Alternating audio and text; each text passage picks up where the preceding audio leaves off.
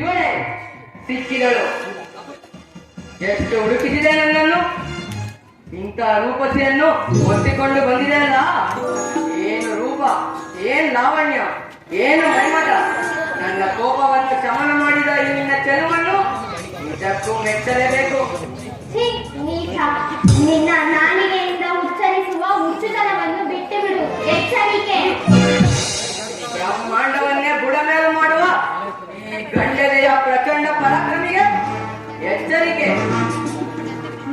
ಸೊತ್ತಿನ ಎಣ್ಣೆ ಮೂರು ಲೋಕಗಳನ್ನೇ ಅಲ್ಲೋಲ ಕಲ್ಲೋಲ ಮಾಡಿ ನಾರಾಯಣನ ಪತ್ನಿಯಾದ ನಿನ್ನನ್ನು ಹಿಡಿಯಲೇಬೇಕೆಂದು ಬಂದಿರುವ ಈ ಛಲಗಾರನೆದುರು ಮಾಯಾವಿದ್ಯೆ. ಮಹಾವೀರ, ನೀನು ಲೋಕೈಕ ವೀರನಲ್ಲವೇ? ನಿನ್ನ ಪೌರುಷವನ್ನು ನನ್ನ ಪತಿಯ ಬಳಿ ತೋರಿಸುವ. ಈಗ ನನ್ನನ್ನು ಬಿಟ್ಟು ಬಿಡು. ಬಿಡುತ್ತೇನೆ. ನಿನ್ನನ್ನು ಖಂಡಿತ ಬಿಡುತ್ತೇನೆ. ನಿನ್ನನ್ನು ಕಾಯಿ ಬಿಡುತ್ತೇನೆ. ಆ ನಂತರ ನಿನ್ನ ಅಂಜುಗುಡುಕ ಪತಿಯನ್ನು ಒಂದು ಕೈ ನೋಡಿ ಬಿಡುತ್ತೇನೆ. ಮಹಾವೀರ, ಕಶ್ಯಪ ಋಷಿಯ ಮಗನಾದ ನಿನಗೆ ಈ ವರ್ತನೆ ಸರಿಯಿಲ್ಲ. ಸತ್ಯಾಗ್ರಹ ಸುಂದರಿ, ಪರಾಕ್ರಮಿ ಎಂಬುದರಲ್ಲಿ ಸಂಶಯವೇ ಇಲ್ಲ.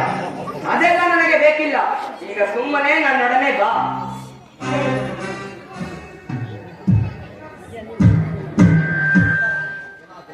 ಎಲ್ಲ ದೈತ್ಯ, ನಾನು ಯಾರೆಂದು ನೀನು ಬಲ್ಲೆಯಾ?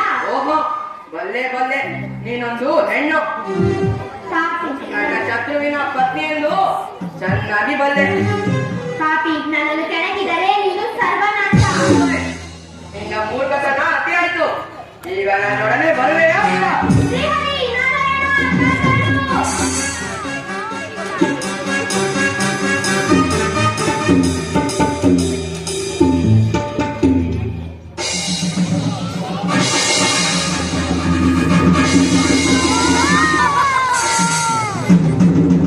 ನೀನೇನೋ ಹರಿ, ನಿನ್ನ ರೂಪವನ್ನು ಮರೆಸಿಕೊಂಡು ಬಂದಿಯಾಗಿ ಬಂದಿರುವೆಯ?